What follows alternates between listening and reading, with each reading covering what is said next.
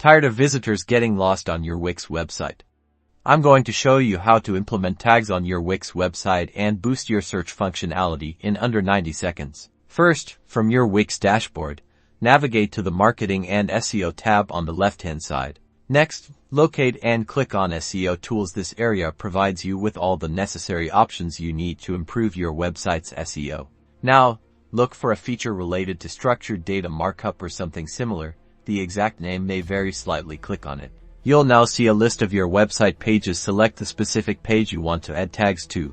In the designated tag or keyword field, start typing relevant terms that describe the content of that page. For example, if it's a photography blog post, use tags like photography tips, camera settings, or portrait photography. Add several relevant tags, separated by commas or spaces. Once you've added all the tags, make sure to click the Save or Apply button to apply the changes. Now, when visitors use the search bar on your Wix website and type in those tags, the relevant pages will appear in the search results.